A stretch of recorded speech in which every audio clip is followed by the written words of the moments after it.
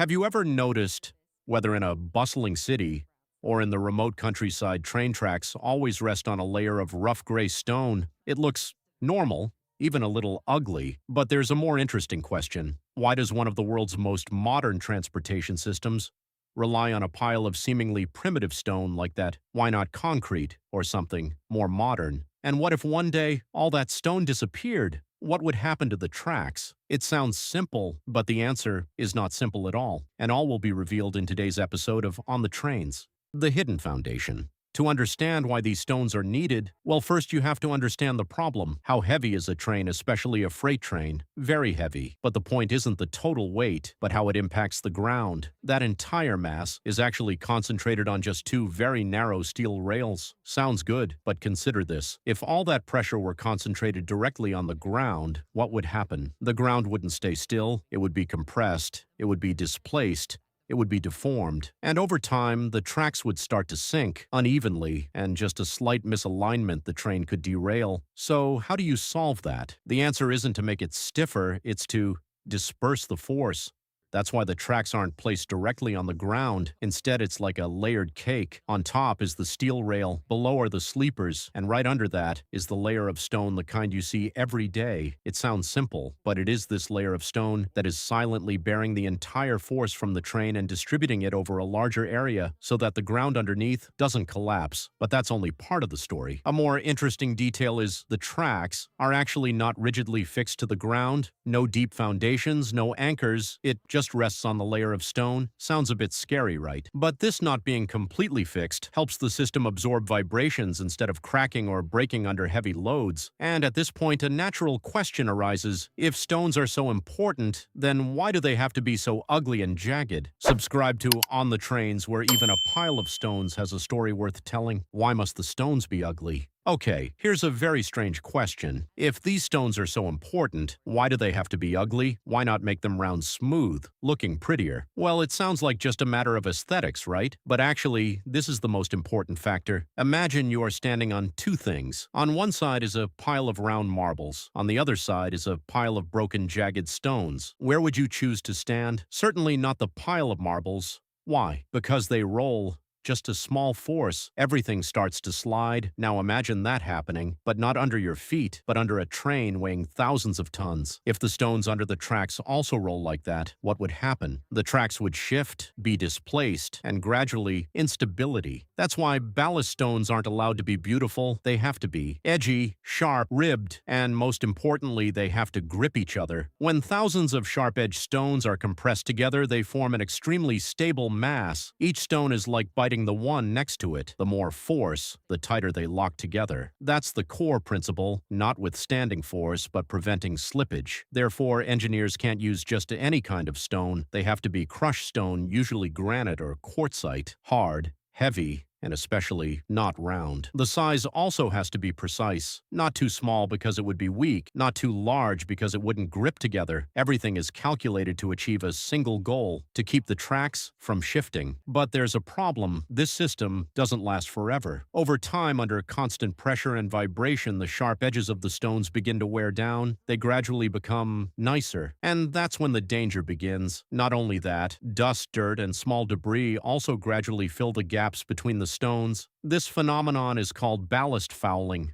Yay, it doesn't sound serious, but what about the reality? When the gaps disappear, the stones no longer lock together, water can't drain, vibrations aren't absorbed, and the track bed begins to weaken. That's why after laying new stones, trains often have to run slowly. So why? Because right now, the stones haven't locked together yet. They need time, and they need trains passing over them to compress and stabilize themselves. And at this point, you can see the safety of the entire railway system doesn't just depend on having stones, but on the right kind of stones. The right shape and the right condition. Those ugly stones are actually what's keeping the entire train from derailing. And if they start to look beautiful, that's when you should be worried.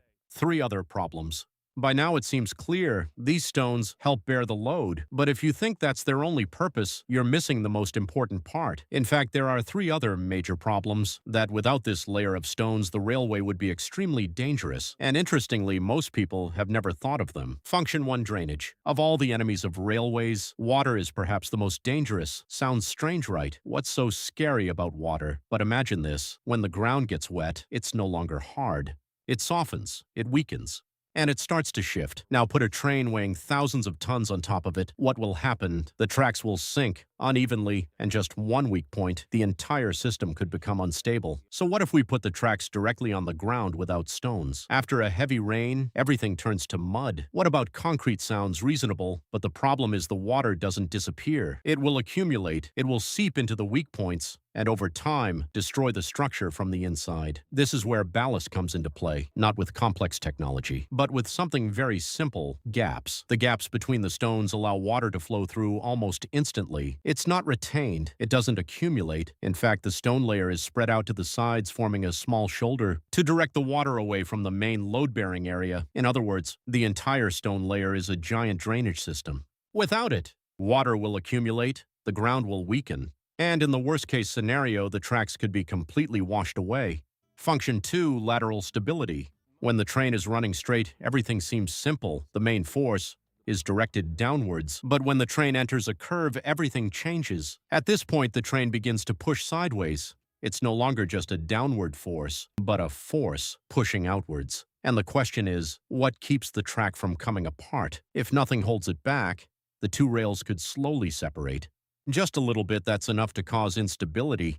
And at high speeds, that's extremely dangerous. How does ballast solve this? It's still the same principle, but this time horizontally. The stones lock together, not only preventing subsidence, but also preventing sideways sliding.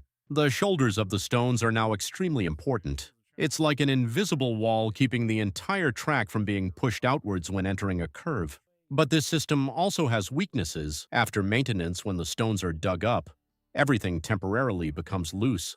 That's why trains have to slow down after track repairs, until the stones lock together again. Function 3: vegetation suppression. It sounds strange, but trees are also a threat. The tracks run everywhere: fields, forests, swamps, and wherever there's soil, trees will grow. It sounds harmless, but what's the reality? Tree roots will burrow into the ground, breaking down the foundation structure, creating pathways for water to penetrate. Over time, the soil weakens, and the tracks become unstable. Ballast prevents this, not by killing the trees, but by making them unable to survive. No soil good enough, no water retention, no place for roots to take hold. An environment that is too dry, too hard, and too unpleasant for plants to survive.